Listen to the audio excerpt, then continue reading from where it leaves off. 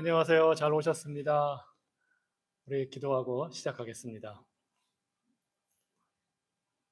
선하시고 좋으신 하나님, 우리의 생명과 우리의 삶을 주관하시는 하나님께서 오늘 하루의 삶을 복 주셔서 우리가 풍성한 삶을 누리게 하여 주시고, 또 성도들이 함께 모여 하나님의 말씀을 우리가 배우는 좋은 시간 주셔서 감사합니다. 주님께서 우리와 함께 하시니 우리에게 근심 걱정할 것이 없음을 알고 우리가 주님으로 인하여 기뻐합니다. 무엇보다 주의 말씀이 우리의 영혼에 풍성한 양식을 주시는 줄 알고 주님의 은혜를 우리가 구하고 바라봅니다. 주의 말씀을 통하여 지혜와 분별력을 우리가 얻고 지혜롭게 이 세상을 살아가며 하나님의 자녀여 백성으로서 합당한 거룩하고 정결하고 순결한 삶을 살도록 우리에게 은혜 내려 주시옵소서. 예수 그리스도 이름으로 기도합니다. 아멘. 찬송가 80장 함께 찬양하겠습니다. 통일 찬송가로는 101장입니다. 새 찬송가 80장, 천지에 있는 이름 중 통일 찬송가는 101장입니다.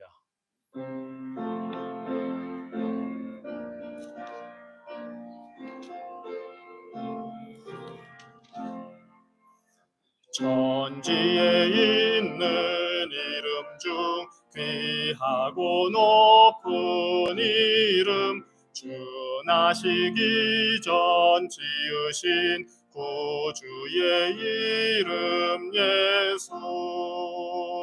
주 앞에 내가 엎드려 그 이름 찬송함은 내 귀에 들린 말씀 중 귀하신 이름 예수. 주 십자가에 달릴 때 명패에 쓰인 대로 저 유대인의 왕이요 곧 우리 왕이시라. 주 앞에 내가 엎드려 그 이름 찬송함은 내 귀에 들린 말씀 중 귀하신 이름 예수. 지금도 살아계셔서 언제나 하시는 일, 나 같은 죄인 부르사 참 소망 주시도다. 주 앞에 내가 엎드려 그 이름 찬송함은 내 귀에 들린 말씀 중 귀하신 이름 예수. 주 예수께서 영원히 어제나 오늘이나 그 이름으로 우리에게 참 복을 내리신다.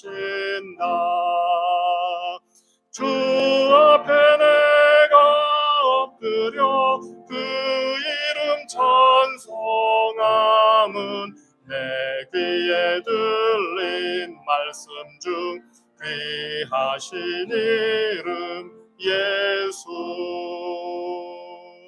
아멘.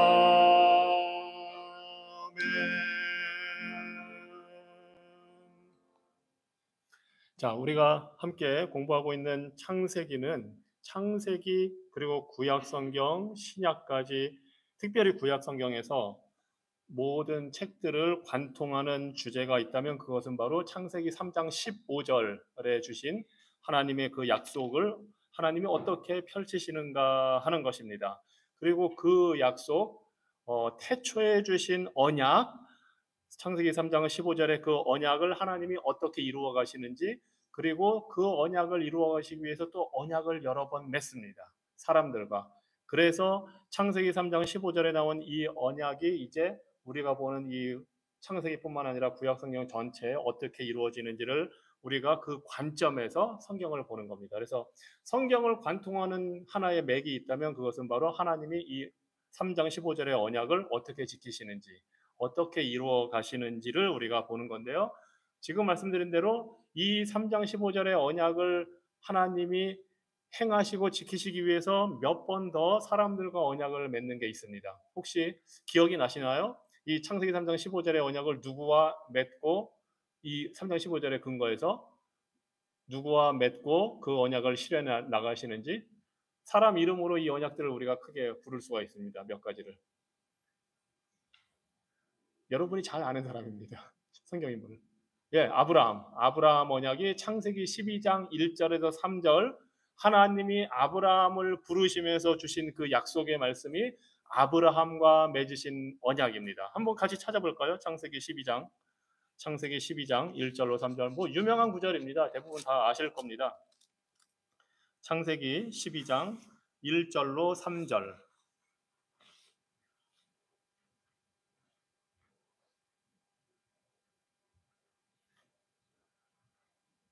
창세기 12장 1절로 3절 말씀 누가 찾으신 분이 한번 읽어주시면 좋을 것 같은데요.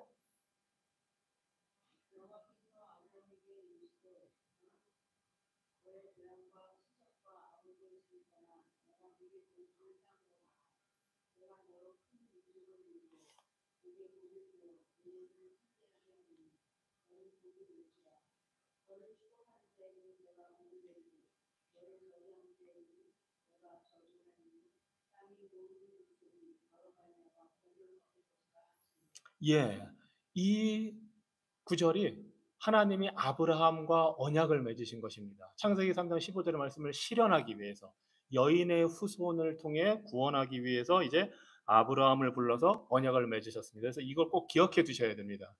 앞으로 성경 시험을 보면 이거를 문제를 낼 겁니다. 그래서 아브라함 언약 어디에 나옵니까 하면 창세기 12장 1절로 3절. 그리고 이제 아브라함 살아생전에 또 이삭과 야곱과 몇 번씩 하나님이 이 언약을 반복해서 확인시켜 주십니다. 뭐 15장, 17장 또 이삭과도 또 하시고 야곱에게도 계속 반복하시는데 기본적으로 아브라함과 맺으신 이 언약이 창세기 3장 15절을 어떻게 이루시겠다는 것을 보여주신 또 첫 번째 사람과의 언약입니다. 창세기 3장 15절은 그냥 하나님이 누구와 특별히 맺으셨다기보다 하나님의 약속을 선언하신 것인데 창세기 12장에서는 아브라함과 맺으셨습니다. 자, 아브라함 다음에 또 중요하고 위대한 인물이 누가 있을까요? 이 사람 이름을 따서 우리가 흔히 그냥 아브라함 언약 부르듯이 또 부르는 게 다음번에 나오는 게 있습니다. 누구일까요? 노아는 그 전이니까. 네, 노아랑도 사실 언약을 맺으셨어요. 그것도 사실 중요한 거예요. 근데 이제 요 3장 15절이 좀 더 직접적으로 연결되는 거. 네, 맞아요. 노아 언약도 중요한 언약이에요. 예. 어, 모세 언약. 예. 그러니까 모세를 대표로 해서 이스라엘과 맺은 언약입니다. 이게 출애굽기 19장에서 시내산에 이제 백성들을 모아놓고 하나님이 이 모세를 중개인으로 해서 말하자면 백성들과 맺으시는 이 모세 언약이 이제 이스라엘 백성을 구원해 놓고 아브라함과는 1대1로 한 개인과 맺으셨다면 이거는 이제 이스라엘 백성 전체와 하나님이 언약을 맺으시는 겁니다. 그리고 이 모세 언약을 통해서 모세를 통해서 십계명과 여러 가지 계명을 주시면서 이 말씀을 듣고 순종해서 지키면 너희가 복을 받고 이 땅에서 들어가는 가나안 땅에서 복을 받고 그곳에 정착해서 살게 될 것이고 불순종하면 여러 가지 재앙이 애굽에 내린 것 같은 재앙이 또 따를 것이고 결국은 추방되거나 포로로 잡혀가게 된다 하는 내용으로 하나님의 이제 모세를 통해서 말씀을 하셨습니다. 자, 이렇게 아브라함과 모세 언약 중요한 두 가지 언약을 지금 또 배웠습니다. 그 다음에 하나님이 또 이제 유명하고 위대한 인물을 통해서 언약을 또 이제 맺으시는 장면이 나옵니다. 누가 있을까요? 이 모세 다음에 이스라엘 역사에서 위대한 사람. 예, 다윗과 맺으신 언약입니다. 사무엘 하 7장으로 가보겠습니다. 모세와 이스라엘 백성과 맺은 언약은 뭐 창세기 19장부터 한 24장까지 쭉 가야 됩니다. 그리고 사실은 레위기까지 다 포함하는 거라 그거는 뭐 따로 읽지는 않겠고요. 사무엘 하 7장 14절. 하나님이 이제 이 다윗과 언약을 맺으십니다. 아브라함에게는 이 땅을 주겠다. 그리고 너의 후손을 크게 하겠다. 그리고 자녀를 주겠다, 아들을 주겠다 말씀하셨어요. 이스라엘 백성에게는 이 들어가는 가나안 땅에 대한 이제 약속을 해주셨고, 이제 왕이 세워지고 나서 사무엘하 7장 14절에서 하나님이 이 다윗과 언약을 맺으십니다. 약속을 하십니다. 이미 왕을 세웠기 때문에 이제 이 약속은 왕이 올 거라는 것에 대한 약속입니다. 여인의 후손이고 아브라함의 자손이면서 이스라엘 백성 중에 한 명이고, 그리고 왕으로 올 메시아에 대한 약속을 사무엘하 7장 14절, 15절, 16절 누가 또 한번 읽어주실까요?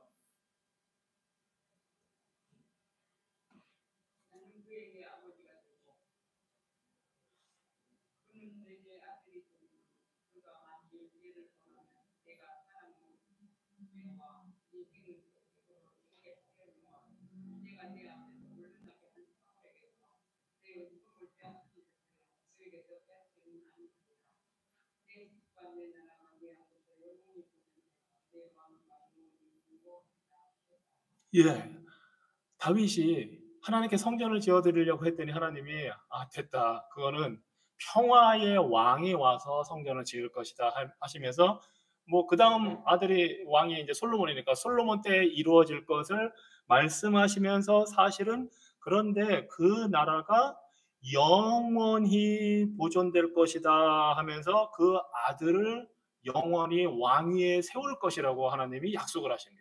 이것이 다윗과 맺으신 언약이고, 즉 영원한 왕으로 오실 다윗의 후손을 여기서 말하고 있습니다. 왜냐하면 사무엘 솔로몬은 범죄하고 사실은 죽어야 되는 사람이잖아요. 그런데 하나님이 영원한 집을 세울 것이라고 하셨거든요. 영원한 그 왕가를, 그리고 그 영원히 이루어질 왕가를 이끌어 나갈 왕은 죄인, 솔로몬과 같은 죄인은 할 수가 없죠. 그래서 왕으로 오실 예수 그리스도, 영원히 살아계시는 예수 그리스도를 위한 다윗 언약입니다.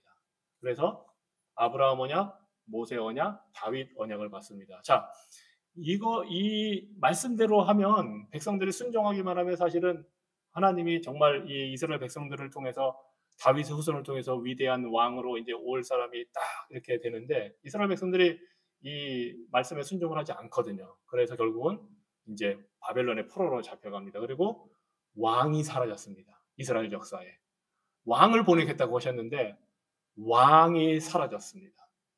그럴 때에 하나님께서 새로운 언약을 맺으십니다.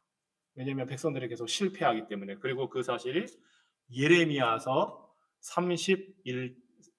31장에 나와 있습니다.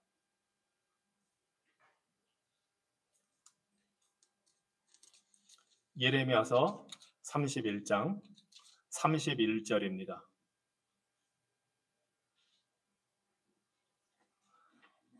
하나님이 새 언약을 예레미야 선지자를 통해서 주십니다. 이때는 예레미야 선지자는 이 언약을 전달하는 사람이지 하나님의 예레미야와 맺은 건 아닙니다. 하나님이 일방적으로 새 언약을 주십니다. 이스라엘 백성들이 도무지 가능성이 없기 때문에. 그래서 예레미야 31장 31절, 32절, 33절까지 또 누가 읽어주실까요?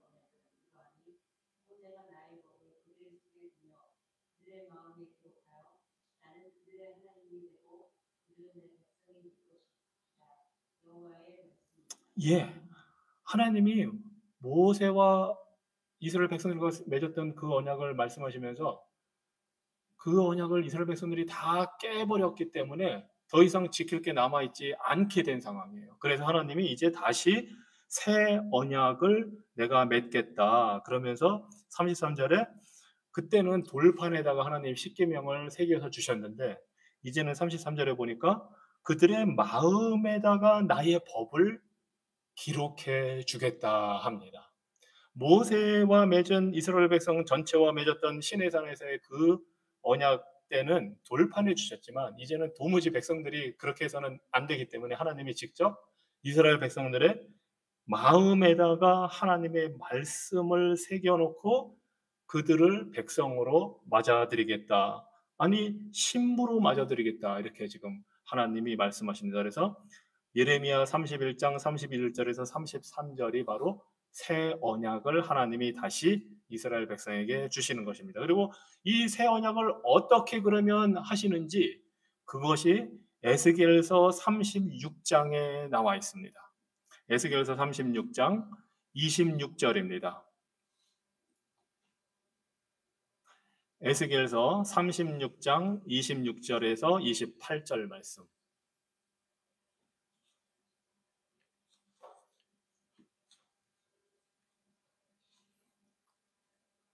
에스겔서 36장 26절에서 28절 말씀 또 누가 읽어 주실까요?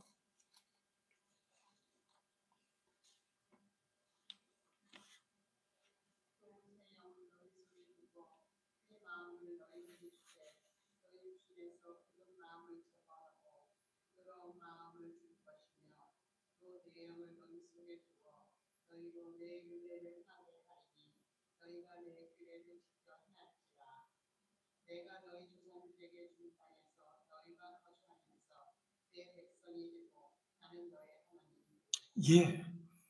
하나님께서 새 마음을 예레미야에서 말씀하신 대로 새 언약을 주셨는데 마음에다가 이제 법을 주신다고 했는데 어떻게 주시느냐? 새 영으로 마음을 부드럽게 굳은 마음을 제거하고 부드럽게 영으로 직접 하나님이 그렇게 역사해서 하시겠다고 지금 말씀하시면서 그래서 너희가 내 백성이 되고 나는 너희 하나님이 될 것이다 하고 말씀하십니다. 지금 말씀드린 이 모든 언약들이 창세기 3장 16절에 기반해서 관통하고 있는 그 언약들입니다. 아브라함 언약, 시내산에서 모세와 함께 이스라엘 백성과 맺은 언약, 다윗과 맺은 언약, 그리고 이 새 언약 꼭 기억해 두시기 바랍니다. 다음 주에 한번 시험을 볼까요, 이걸로? 기록을 해주세요. 그래가지고 아브라함 언약은 창세기 12장 1절 3절 이걸 다 이제 기록해 두시고 이걸 그대로 쓰시면 됩니다. 시내산 언약은 출애굽기 19장 뭐 이렇게 하시면 됩니다. 그리고 다윗과 맺은 언약 사무엘하 7장 14절. 그 다음에 새 언약 예레미야 31장 31절로 33절, 에스겔 36장 26절로 28절. 이거를 꼭 기억해 두시기 바랍니다. 그리고 이 새 언약을 하신 대로 예수님께서 6월절 만찬 마지막 만찬을 하시면서 내 피가 이것은 내 피로 세우는 바 새 언약이다 하고 말씀을 하셨습니다. 예수님이 오셔서 이 새 언약을 이루셨고 지금 에스겔서에서 말씀하신 대로 오순절에 성령님이 오셔서 사람들의 마음을 할리해서 마음을 변화시켜서 하나님의 백성이 될 수 있도록 만들어 주셨습니다. 그래서 결국 하나님이 처음에 약속하신 걸 다 하나님이 이루십니다. 그리고 이 구약 성경, 신약 성경은 그 하나님의 언약을 하나님이 어떻게 이루시는가를 보여줍니다. 자, 이제 우리 창세기 4장으로 돌아가서 16절부터 오늘 이제 요 창세기 4장의 말씀을 우리가 보면서 이 4장을 끝내려고 하는데요. 이 창세기 4장은 요 하나님의 언약의 관점에서 우리가 항상 봐야 됩니다. 그리고 창세기 4장에 보면 이제 4장, 5장 이렇게 6장 가면서 보면 지난주에도 말씀드렸지만 두 족보가 나옵니다. 하나는 의인들의 족보, 하나는 경건하지 못한 악인들의 족보. 즉 가인의 후손의 족보와 셋의 후손의 족보가 두 개가 나오면서 그 둘 사이에 갈등이 빚어지는 것을 우리가 보게 됩니다. 그래서 창세기 4장 16절에서 24절까지 꽤 긴 절에 보면 가인의 후손의 족보가 나오는데 이들의 이룬 성취는 문화적인 성취는 아주 상대적으로 잘 설명이 되어 있습니다. 화려하고 멋있고 이들의 발전하는 모습이 나와 있고 셋의 후손의 조건은 사실 25절, 26절 딱 두 절만 지금 4장에 기록되어 있습니다. 물론 5장에 가면 이제 그 족보가 다 나오지만 5장에는 그냥 태어나서 죽은 거, 자식 낳고 죽은 거밖에 없어요. 대체적으로. 뭐 무슨 문화적인 업적을 이룬 이야기가 아예 없습니다. 그러니까 이 세상에 두 문화가, 두 나라가 존재하는 겁니다. 하나님의 나라와 인간의 나라, 의인과 악인. 그런데 겉으로 볼 때는 이 악인, 인간의 문명이 훨씬 더 화려하고 아름다워 보입니다. 그것이 이제 이 오늘 가인의 족보를 통해서 우리가 볼 수 있는데요. 창세기 이제 4장 16절을 봅니다. 가인이 여호와 앞을 떠나서 에덴 동쪽 놋 땅에 거주하더니, 이 놋이라는 지명이 뜻하는 바는 방황하다, 이런 뜻입니다. 하나님의 저주를 받은 대로 이제 가인은 방황하는 자로 이 놋이라는, 방황하다라는 지명이 붙어 있는, 아마 가인 때문에 이 지명이 붙었을 수도 있어요. 거기 가서 아무튼 방황하며 유리하며 돌아다녀야 하는 그 존재로 살아야 되니까. 자, 그곳에서 사는데 흥미롭게 에덴 동쪽이라고 합니다. 아담과 하와도 에덴에서 쫓겨나서 동쪽으로 쫓겨났거든요. 가인도 그곳에서 더 동쪽으로 이제 쫓겨납니다. 그래서 이 성경에서 에덴을 중심으로 볼 때, 하나님이 거하신 동산을 중심으로 볼 때 동쪽은 추방의 장소입니다. 나중에 이스라엘 백성들도 바벨론으로 포로로 잡혀가는데 그게 가나안 땅에서 보면 동쪽이거든요. 그래서 이 동쪽은 하나님으로부터 멀어지는 추방의 장소이고, 나중에 보면 11장에 보면 바벨탑을 쌓는 데가 또 동쪽입니다. 그리고 13장에 보면 소돔과 고모르 나오는 데도 동쪽입니다. 점점 하나님과 멀어지는 곳에 문명은 번성하고 많은 업적은 쌓이는데 점점 타락하는 모습이 나타납니다. 결국 이스라엘 백성도 불순종해서 바빌론에 포로로 잡혀가고, 그래서 동쪽에서부터 돌아오는 것이 이제 결국은 회복과 구원의 그 역사가 되는 겁니다. 자, 17절에 이 가인이 아내와 동침하며 그가 임신하여 에녹을 낳은지라. 가인이 성을 쌓고 그의 아들의 이름으로 성을 이름하여 에녹이라 하니라. 뭐 당연히 아담과 하와의 자손이거나 딸들이거나 뭐 손녀이거나 그 중에 한 명과 가인은 결혼했을 겁니다. 그때는 뭐 아담과 하와의 자손들밖에 없었으니까. 물론 후에 하나님이 근친 결혼을 금지시키십니다. 레위기에서. 근데 초창기에는 다 자녀들끼리 결혼을 했습니다. 그게 하나님의 그 말하자면 번식의 증식의 그 방법이었습니다. 그 당시에는. 그리고 이름을, 아들을 낳아서 에녹이라고 했습니다. 5장에 나오는 에녹과는 다른 에녹입니다. 네. 비슷한 이름이지만 다른 에녹입니다. 그래서 에녹이라는 이름을 지었는데, 에녹이라는 이름의 뜻이 헌신하다, 뭐 봉헌하다, 이런 뜻입니다. 그리고 흥미롭게도 성을 쌓기 시작하고, 이 가인이 시작을 했는지 에녹이 시작했는지 뭐 우리가 분명하게는 알 수는 없지만, 아무튼 그 성 이름에도 에녹이라는 그 이름을 붙이고 그곳에서 이제 정착하면서 산 겁니다. 하나님께서는 방황하고 살 것이라고 했는데 가인의 삶이 얼마나 고달팠는지 아마 정착을 택한 것 같습니다.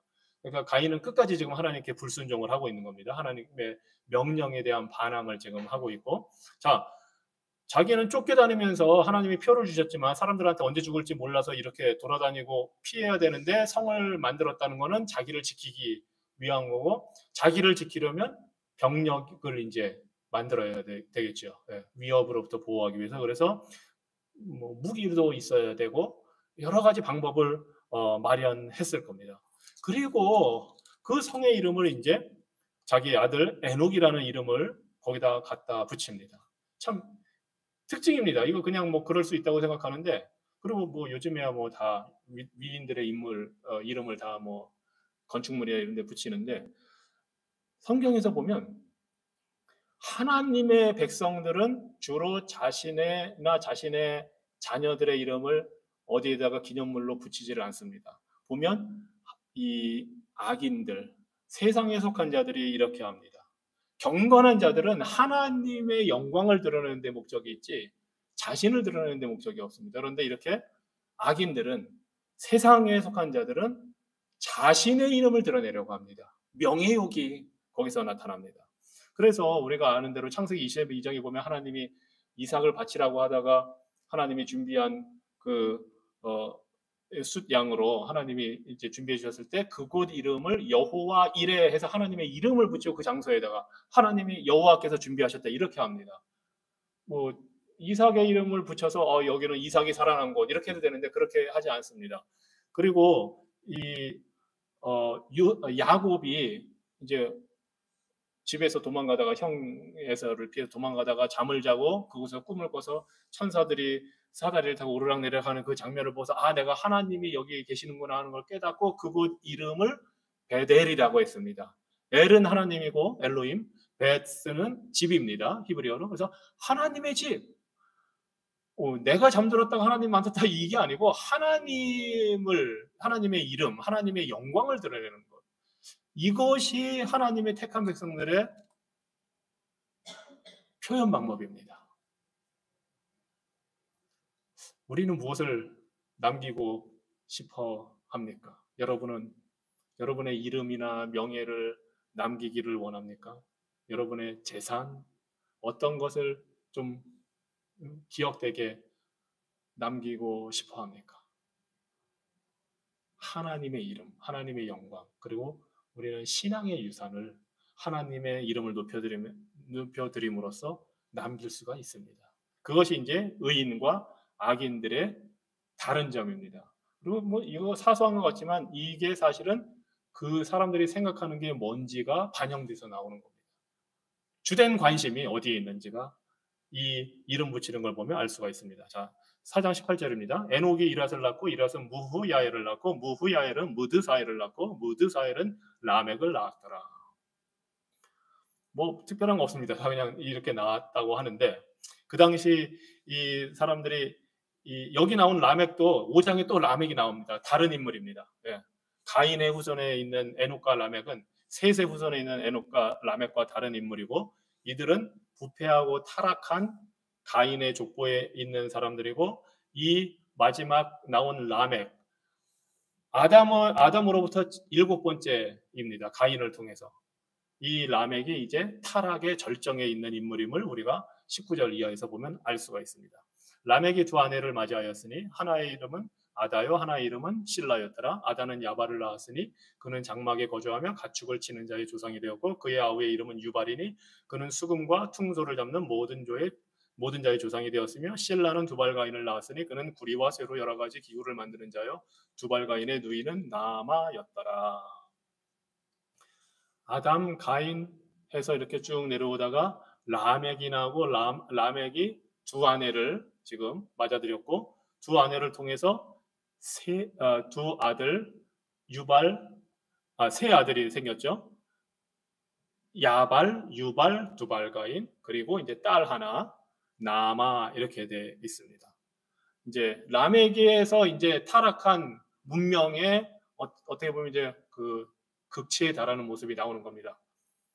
일부 다처제가 이제 여기에 본격적으로 등장을 하는 거고 여기 이 야다라는 이름의 뜻이 보면 장식했다, 꾸몄다 이런 뜻이 있습니다. 아마 되게 예쁘고 화려하게 장식을 잘 한 것 같습니다. 그리고 실라라는 거는 딸랑딸랑 소리를 낸다. 그래서 뭐 음악을 잘했을 수도 있고 목소리가 좋았을 수도 있고 뭔가 아무튼 매력적인 그런 모습들입니다. 그리고 이제 두발가인에서 두발이라는 거는 이거 이제 자손들 얘기니까 일단 요 아다와 실라라는 그 이름이 의미하는 거 봤을 때 아마 이 라멕은 능력자였던 것 같습니다. 아름다운 여인들, 자기 눈에 보기에 좋은 여인들을 한 명으로 만족하지 않고 두 명이나 맞아들였습니다. 육신의 정욕, 이생의 자랑, 안목의 정욕을 추구하는 삶을 지금 보여주고 있습니다. 즉 믿음의 눈으로 사는 삶이 아니라 눈에 볼 때 좋은 것, 멋진 아내, 아름다운 아내, 자랑할 만한 여성, 내세울 만한 여인을 이 라멕은 둘이나 맞아들였습니다. 이것이 이제 하나님 없이 사는 사람들의 관심사가 지금 어떤지를 보여주는 겁니다. 그리고 그 세 아들이 야발, 유발, 두발가일인데 야발은 목축을 하게 되었고 마치 가인처럼 이제 떠돌아다니면서 그래서 장막이 나오는 거는 이제 텐트 치고 돌아다니면서 살아야 되니까. 그 다음에 유발은 보니까 음악하는 사람입니다. 예술가입니다. 예. 수금과 퉁소 이거 현악기, 관악기를 뭐 대표하는 악기입니다. 이 당시 벌써 처음부터 예술이 발달한 겁니다. 예술이 발달한다는 거는 문학도 발달을 한다는 거죠. 예. 노래도 해야 되고 시도 짓고 아마 그 모든 게 있었을 겁니다. 이 문명이 처음부터 굉장히 발달한 겁니다. 왜냐하면 우리는 진화론의 영향을 받아서 처음에 인간이 약간 미개하고 고대인들은 좀 미개하고 문명이 생각이나 이런 게 현대는 과학의 시대고 해서 굉장히 발달했다고 생각하는데 그렇지가 않습니다. 어떻게 보면은 반대일 수도 있고, 예. 그 당시에 컴퓨터를 만들지 않았다고 해서 그들이 더 미개했다고 우리가 생각을 할 수가 없는 거죠. 예. 그리고 흔히 고대 불가사의 7대 불가사의 뭐 알렉산드리아 등대라든가 뭐 이런 여러 가지 보면 그리고 한국에서도 왜 그 신라 그 성덕대왕 신종인가요? 뭐 그런 거 이제 아무튼 그 큰 종이 있는데 그런 거는 현대 기술로 제철소에서도 만들기 힘든 작품들이에요. 예. 그 크기와 그 부피와 그 소리를 내는 거. 뭐 피라미드도 마찬가지고 이집트에. 그러니까 옛날 사람들이라고 해서 미개하고 무지하다고 우리가 생각하는 착각을 우리가 하기가 쉬운데 이런 걸 보면 그렇지 않다는 것을 알 수가 있습니다. 두발이라는 거는 망치 뭐 이런 뜻이 있다고 합니다. 두드리다. 그러니까 이제 뭐 장인입니다. 금속 가공해서 만드는 뭐 농기구도 만들었을 테고 여러 가지 만들었을 거고 그리고 당연히 무기도 만들었을 겁니다. 왜냐하면 이제 청동, 뭐 철 이런 걸 했다고 하니까 시간에 따라서 요즘과 같은 철기 시대는 아마 기원전 블레셋 사람들은 철 가공 기술이 발달해서 다윗과 사울 왕과 싸울 때 철로 만든 무기들이 있었는데 그게 이제 주전 10세기거든요. 그러니까 주전 1000년 BC 1000년 때. 근데 이스라엘 백성들은 철 가공 기술이 발달하지 못해서 청동 검 위주로 싸웠다 하는 얘기가 나오는데 그때 이미 철 가공 기술이 발달을 했던 겁니다. 석탄도 있어야 되고 뭐 이제 물도 있어야 되고 여러 가지. 인디아나 게리 가면 그 예전에는 이제 그것 때문에 공업이 많이 발전했죠. 뭐 디트로이트나 이런 데도 다 철강 산업이 발달하고 자동차 산업이 발달한 이유가 그런 철 가공 기술이 발달해서 그러는데 이 당시에도 그런 게 있었던 겁니다. 예. 물론 지금과 같은 철 그 제조 기술과는 좀 다르지만 아무튼 이 모든 문명이 하필이면 하나님을 섬기지 않는 사람들에게서 꽃을 피웁니다. 예. 참 놀랍죠. 예. 우리가 세상의 문화 문명과 우리 기독교 소위 기독교의 문명을 비교해 보면 현대 사회에서 어떻게 이런 차이를 우리가 볼 수 있습니다. 세상 문화가 더 앞서 있는 것 같고 우리는 앞서 있다고 이제 표현을 하지만 사실은 그게 앞서 있는 게 뭐 기술적으로 예술적으로 앞서 있을 수도 있지만 아무튼 더 멋있어 보이고 더 화려해 보입니다. 예, 처음부터 그랬습니다. 물론 하나님의 백성들이 이런 기술이 없거나 뭐 이런 생활을 안 한 거 아닙니다. 그런데 하나님 나라의 백성들의 특징은 이것을 드러내는 데 있지 않고 하나님의 영광을 추구하는 데 있기 때문에 뭐 다윗도 목동이었고 뭐 이스라엘 백성들도 성전 지을 때 다 그 기술을 활용해서 했는데 그런 게 나쁘거나 뭐 불필요한 것이 아니지만 관심사가 다르다는 것을 여기서 보여줍니다. 그런데 이렇게 이 문명이 발달하는 이 모습을 볼 때에 우리는 이제 그 문명을 어떻게 이해를 하느냐. 이번에 매우 유감스럽지만 파리 올림픽을 보면서 그 예술적인 감각을 어떻게 저렇게 굉장히 어떻게 보면 저질스럽게 표현을 할까 하는 그 느낌을 제가 받았거든요. 소위 프랑스가 예술이 발달했다고 하는데 어떻게 그 수준이 패러디의 수준조차도 그렇게 저질일 수 있을까? 심지어 여론을 좀 이렇게 봤더니 신앙생활 안 하는 사람들도 이 미적인 안목이 좀 있다 하면 어떻게 저럴 수 있냐? 그러니까 종교를 떠나서 어떻게 저런 식으로 할 수 있느냐 하는 의견들이 굉장히 많더라고요. 예. 정말 그런 비판을 받아 마땅한 예, 그 올림픽 세리머니, 그 오프닝 세리머니였는데 이런 현대 사회까지 내려오는 문명들을 볼 때에 우리가 어떻게 그것을 바라봐야 할 것인가 하는 걸 우리가 좀 생각을 해볼 필요가 있습니다. 그것을 좋으니까 따라간다든가 그게 유익하니까 따라간다 하는 관점으로 유용성의 관점으로만 볼 것인지 그게 거기에 있는 위험성이 무엇인지 우리가 좀 살펴봐야 합니다. 제가 어릴 때부터 한국에 있을 때 텔레비전에서 그 토요 영화 뭐 주말의 명화 같은 거에서 이제 뭐 졸립긴 한데 어쩌다가 밤늦게까지도 보고 했던 영화 중에 재밌게 봤고 참 뭐 여러 가지 멋지게 봤던 영화 중에 하나가 이제 그 오드리 헵번이 주연했던 티파니에서 아침을 혹시 보신 분 있나요 여기? 예. 너무나 오드리 헵번이 예쁘게 나와서 그 당시 그거로 그리고 이제 닥터 지바고라고 하는 또 대작 영화를 매우 감명 깊게 봤습니다. 뭐 그 영상미도 좋고 또 음악도 좋고 뭐 여러 가지 좋은데 그때는 그냥 정신없이 너무 감명 깊게 봤는데 지나서 생각해보고 이렇게 보니까 다 그 불륜 영화예요, 사실은. 네, 불륜이더라고요. 그런데 그 불륜을 그렇게 아름답게 포장을 해서 표현한 거예요. 영상미와 음악과 이 모든 거로 문학적인 장치로 문명이라는 게 사실은 우리 기독교인들이 그런 걸 잘 이제 어, 비판적인 관점에서 잘 보고 이게 이거는 기독교적인 내용이 아니다. 단순히 성경을 표현하지 않는다고 해서 문제가 아니라 어떻게 분류를 미화하는 거를 우리가 볼 수 있는가. 뭐 예술성은 있다고 하지만 그게 도덕적으로 영적으로 유익하지 않다면 그것을 우리가 봐야 하는가. 혹시 우리 자녀들이 어떤 영화를 뭐 이제 대부분 다 성인 자녀가 됐을 테니까 그런데 자녀들에게 어떤 영화를 보여줄 것인가. 단순히 직접 대놓고 욕을 하는 그런 영화를 안 보여주는 건 물론이겠지만 굉장히 아름답고 멋있는 영화이지만 문학 작품이지만 이것이 비성경적이고 비도덕적인 것을 포장해서 보여주는 거라면 그것을 어떻게 할 것인가. 근데 이제 특히 한국 사회에서는 제가 느꼈던 거는 어느 히트친 영화를 안 보면 막 거기서 이제 약간 따가 되는 왕따가 되는 분위기가 좀 강하잖아요. 한국은. 그래서 뭐 하나 유행해서 히트 쳤다 하면 그걸 다 보러 가야 됩니다. 그래서 저도 한국에 있을 때는 워낙 그런 걸 좋아했어요. 그래가지고 많이 보고 했는데 지금 생각해 보니까 이제 돌이켜 보니까 이게 과연 우리 영적으로 신앙에 유익한 거였을까? 그래서 저는 사실 미국에서 깜짝 놀랐던 것 중에 하나가 제가 이제 시카고 대학에서 신학 공부할 때 거기에 들어온 미국 이제 학부생들 어떻게 얘기를 할 기회가 있었는데 홈스쿨 하다가 이제 대학을 온 거예요.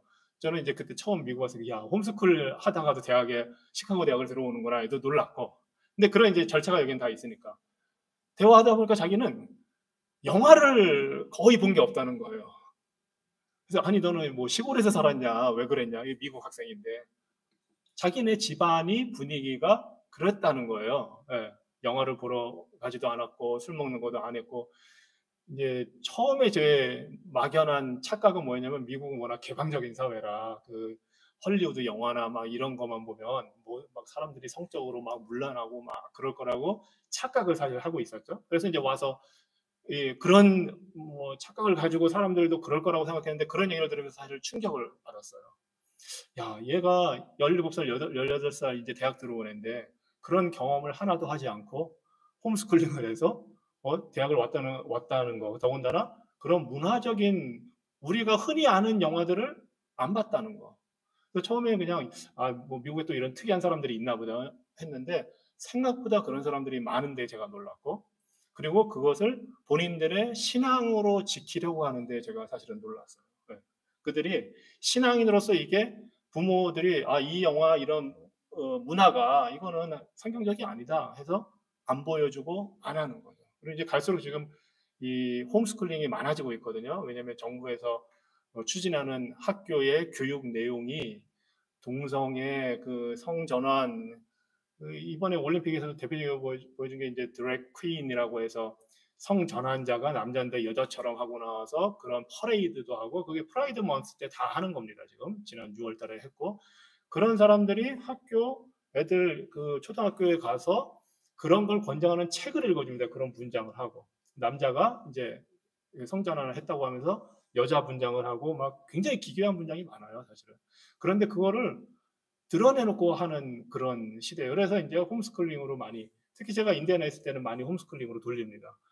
공립 보수적인 그런 지역인데도 불구하고 그런 영향을 아이들에게 받지 않게 하기 위해서 참 이제 물론 지혜가 필요하죠. 이게 어떻게 하고 그리고 이제 특히 한국인의 입장에 봤을 때는 자녀들을 좋은 대학 보내고 좋은 데 취직시키기 위해서는 공교육 아니면 돈을 들여서라도 좋은 사립 이제 막 보내서 이렇게 하려는 경향이 이제 아무래도 강한데, 그런 데서 혼자 홈스쿨링을 한다든가 아니면 아주 뭐 보수적인 기독교 학교를 보내서 이 사회 문화에 그거를 따라가지 못하고 좀 뒤처지면 어떻게 할까 하는 뭐 고민들도 있을 수 있고 두려움도 있을 수가 있는데, 그런데 생각보다 그렇게 하는 그런 방법을 채택하는 이 신앙인들이 생각보다 많아서 제가 놀랐고, 이런 신앙인들이 곳곳에 많이 있기 때문에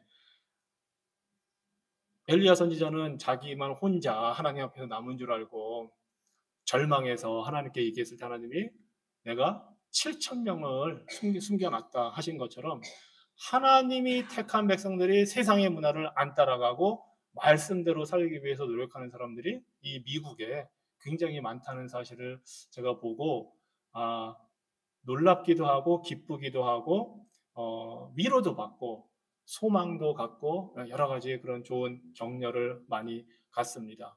뭐 이제 인디애나 있을 땐 주로 이제 시골이 많고 이제 주로 한인교회는 별로 없고 미국 교회 위주고해서 그런 데 방문해 보고 그럴 때마다 느낀 게, 시골의 작은 교회인데도 철저하게 말씀 중심으로 그것을 잘하는 교회들이 생각보다 꽤 많아요. 그래서 뭐 시골이니까 인원도 많지 않아요. 그 교회에 나오는 인원도 뭐 50명일 수도 있고 그 동네 통틀어 봐야 100명일 수도 있는데, 그곳에서 교단에 상관없이 말씀에 충실하게 예배 생활하고 그 말씀대로 살려고 노력하는 교인들이 생각보다 많아서, 하나님이 이 하나님의 백성들이 곳곳에서 있어서 하나님의 나라를 이룰 수 있도록 이 복음을 증거하게 하시는구나 하고 큰 위로를 받았습니다.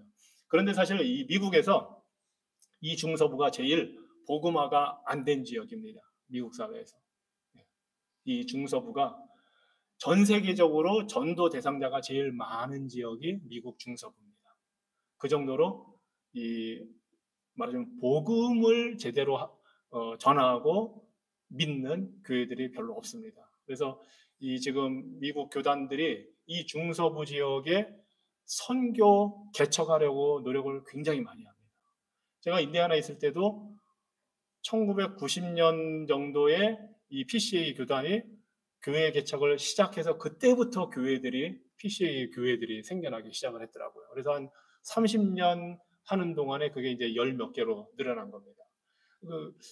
이 지역, 시카고 지역 보시면 알겠지만 사실 PCA 미국 교회가 별로 없고, 남침예교 교회도 서던 베프티스트도 그 아래쪽은 강하지만 이쪽은 별로 없어요. 중서부가 굉장히 복음주의권의 교회가 자리 잡지 못한 곳입니다. 상대적으로 말하면 카톨릭의 영향이 제일 크고, 이쪽 중서부가 이게 이제 이탈리아계나 뭐 독일에서 왔다든가 이런 쪽에서 많이 왔기 때문에, 그리고 소위 언약교단 같은 그 북유럽 교회들의 세력이 좀 약하고, 대신에 개혁주의 신앙의 그런 교회들도 또 약하고, 그래서 이곳이 선교 대상지입니다. 사실은 우리가 사는 이 중서부가. 자, 아무튼 문화 얘기하다가 여기까지 왔습니다. 그런데 시편 49편에 보니까 하나님이 이 세상 사람들의 이런 문화, 세상 사람들이 이 추구하는 것이 얼마나 어리석고 쓸데없는지를 이렇게 말씀합니다. 제가 시편 49편 10절에서 12절을 제가 읽어보겠습니다. 그러나 그는 지혜 있는 자도 죽고 어리석고 무지한 자도 함께 망하며 그들의 재물은 남에게 남겨두고 떠나는 것을 보게 되리로다. 그러나 그들의 속생각에 그들의 집은 영원히 있고 그들의 거처는 대대에 이르리라 하여 그들의 토지를 자기 이름으로 부르도다. 사람은 존귀하나 장구하지 못하며 멸망하는 짐승 같도다. 가인은 아마 자기가 성을 지으면서 아들 에녹 이름 붙였을 때 이게 영구히 남아있기를 소원하고 아마 바라고 그렇게 했을 겁니다. 자신의 이름이 남기를. 그런데 하나님이 말씀하십니다. 사람은 존귀하나 장구하지 못하며 멸망하는 짐승 같도다. 다 헛되게 덧없이 사라집니다.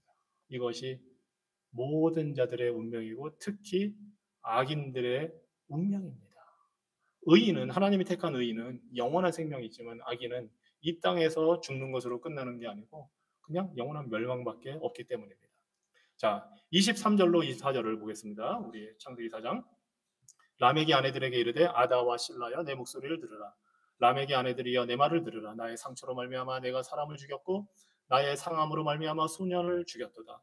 가인을 위하여는 벌이 7배일진데 라멕을 위하여는 벌이 77배 이리로다 하였더라.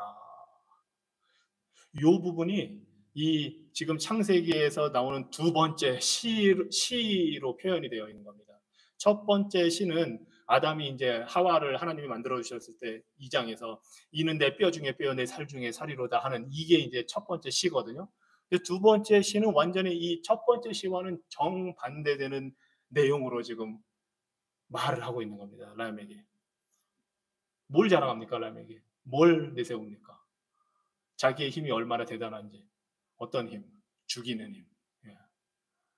아마 뭐 여기 보니까 소년이라고 나오는데 젊거나 아마 청소년이거나 뭐 무슨 잘못을 했는지 모르겠는데 그 소년을 죽인 걸 지금 자랑하고 있는 겁니다. 예. 자신은 상처를 입었는데 나는 죽였다 그를 하고 지금 폭력성을 지금 자랑을 하는 시를 지은 겁니다. 라멕이. 일부 다처제를 했을 뿐만 아니라 아마 능력자였고 돈도 있고 여러 가지 많았겠죠. 예. 그런데 이 사람은 폭력적인 사람입니다. 그리고 가인처럼 살인자입니다. 예. 이미 자기가 살인을 했다고 합니다. 죽였다. 아주 당당하게 지금 말하고 있습니다. 그러면서 뭐라고 합니까?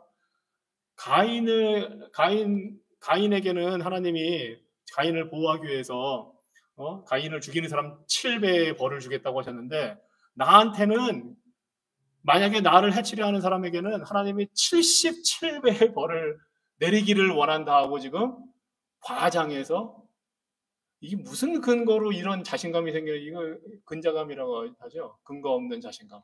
네. 정말 근자감의 대표적인 인물입니다.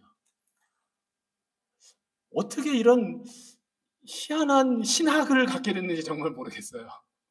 굉장히 하나님에 대한 자신의 조상 가인을 보호하시는 하나님에 대한 왜곡된 믿음을 가지고 지금 나는 77배나 네가 나를 죽여? 그럼 너 77배의 벌을 받는다 하고 지금 그렇게 말을 하고 있는 겁니다. 그러니까 이때만 해도 벌써 이 폭력적인 문화가 엄청나게 됐다는 것을 아니 라멕이 이런 식으로 나오면 다른 사람들이 가만히 있겠습니까? 이렇게 폭력적으로 나오면 다른 사람들도 이제 또 폭력적으로 나가야 될 테고 이런 모습이 그런데 이거를 조심스럽게 말하거나 부끄러워하는 게 아니고 시로 만들어서 문학적으로 지금 표현을 하고 노래를 하고 있습니다. 부끄러움이 없습니다. 폭력, 살인에 대한 부끄러움이 없습니다. 마귀의 자식입니다. 왜냐하면 예수님께서 요한복음 8장 44절에서 그 유대 종교 지도자들을 향해서 너희는 너희 아비 마귀에게서 났으니 너희 아비의 욕심을 너희도 행하고자 한다. 저는 처음부터 마귀는 처음부터 살인한 자요 거짓말장이다 했습니다. 가인의 후손 라멕은 이 예수님의 진단대로 마귀의 후손인 겁니다. 여기서 7배, 77배 이런 거 들으면 이제 또 다른 뭔가 7번 나오는 장면이 어디 있죠? 성경에? 예? 용서에 대해서. 예. 베드로가 예수님께 7번 용서하면 되겠습니까? 했을 때 예수님께서 7번씩 70번이라도 용서하라. 아마 분명히 예수님이 이거를 다 알고 계셨고 이걸 염두에 두셨을 거예요. 예. 라멕은 막 이렇게 과장해서 자신을 보호하기 위해서 보복하겠다고 지금 말을 하고 있는데 예수님은 7번씩 70번이라도 용서해라 말씀하십니다. 이것이 하나님의 자녀 의인과 하나님이 없는 악인의 두 다른 길을 지금 보여주고 계신 겁니다. 우리가 용서하면 예수님의 길을 따라가는 것이고 용서하지 않으면 이 악한 가인 그리고 라멕의 길을 따라가는 겁니다. 그리고 우리가 자칫 잘못해서 이 라멕처럼 하나님에 대한 왜곡된 믿음을 가지면 이렇게 되는 겁니다. 하나님에 대한 잘못된 신앙, 자기중심적인 신앙이죠. 나를 보호하기 위해서 하나님을 끌어들이는 하나님의 말씀에 나를 맞추는 게 아니고 나를 보호하기 위해서 하나님을 끌어들이는 그런 잘못된 신앙, 그것이 이 라멕의 모습입니다. 자, 라멕 때에 와서 이제 이 세상의 사람들의 모습이 이렇게 아주 극단적으로 표현이 되어 있는데, 이제 하나님이 택한 경건한 계보가 25절과 26절에 나옵니다. 아담이 다시 아내와 동침하며 그가 아들을 낳아 그 이름을 셋이라 하였으니 이는 하나님이 내게 가인의 죽인 아벨 대신에 다른 씨를 주셨다 함이며.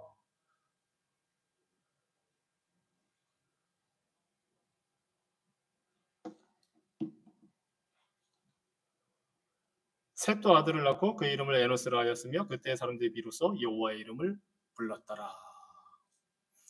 셋의 이름의 뜻은 하나님이 주셨다, 그런 뜻입니다. 또는 임명되었다, 이런 뜻입니다. 즉 죽은 아벨 대신에 하나님이 주셔서 하나님께서 여인의 후손을 보내기 위해 임명한 자라는 사실을 보여줍니다. 그리고 이 사실을 이 하와가 창세기 3장 15절에서 주시는 그 언약을 믿고 또 가인의 이름을 그렇게 붙였던 것처럼 셋의 이름을 그렇게 붙여줍니다.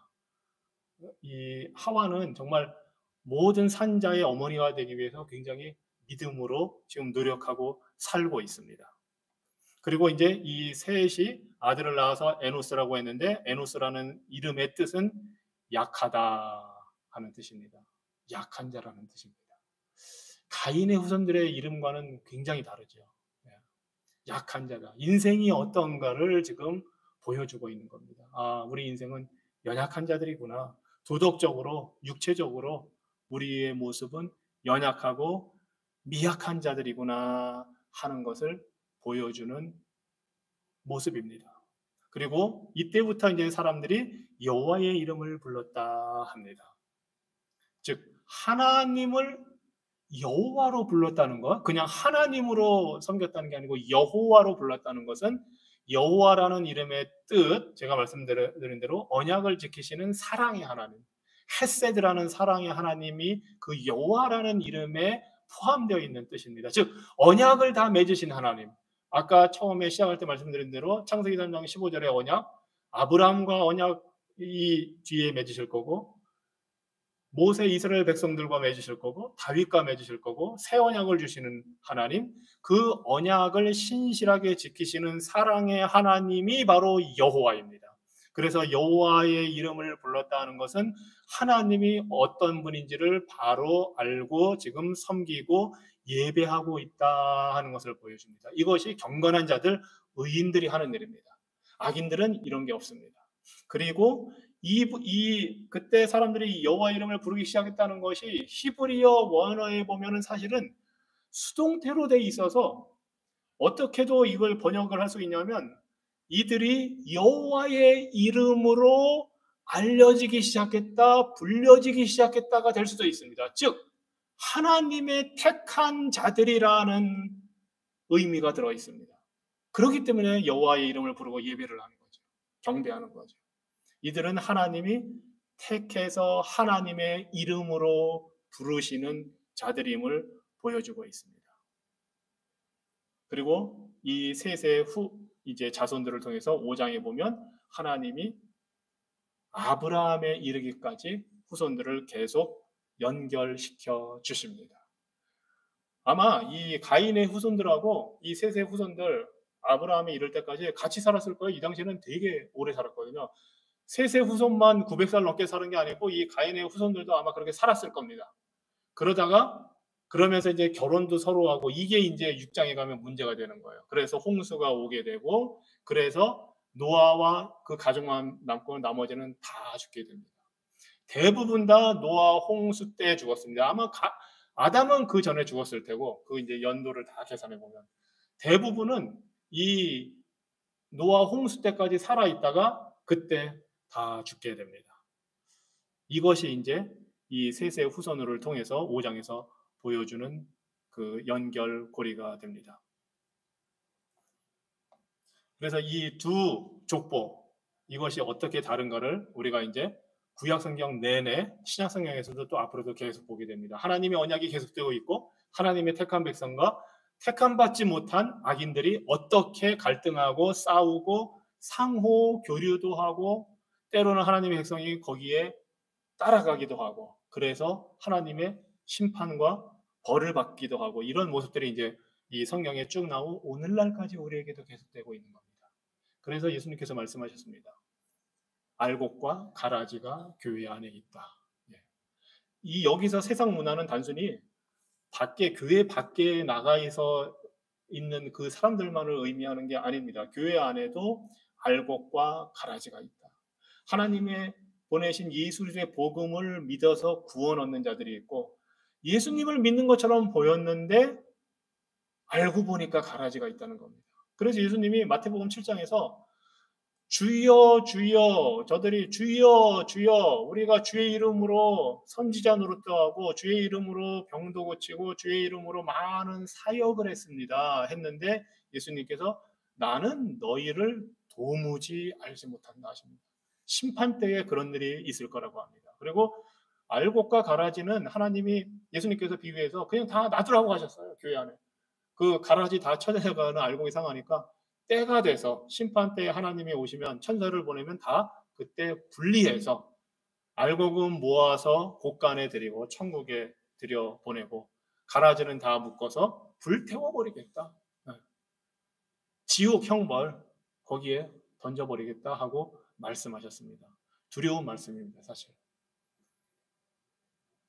하나님의 백성으로 사느냐, 불경건한 자들로 사느냐는 믿음으로 사느냐, 즉 믿음으로 순종하느냐 안 하느냐. 우리가 지금 봤지만 가인의 후손들에게는 순종이 없습니다. 반항이 있고 말씀에 대한 순종이 없습니다. 그런데 하나님의 자녀들은 순종하려고 노력을 합니다. 이것이 차이입니다. 그 모습들을 우리가 앞으로 계속 보게 될 겁니다. 그리고 이 의인과 악인의 그 두 부류에 대해서는 시편 1편에, 시편을 처음 시작하는 부분에 그게 나옵니다. 의인은 악인의 회에 서지 않고 저들의 자리에도 앉지도 않고 저들의 모임에 가지도 않고, 그게 의인이고 여호와의 율법을 즐거워하여 주야로 묵상하는 자로다. 그렇지만 악인은 그렇지 않기 때문에 그 나무 뿌리가 자리를 내리지 못해서 바람에 날려가는 겨와 같도다 합니다. 여러분은 의인입니까? 여러분은 의인입니까? 예.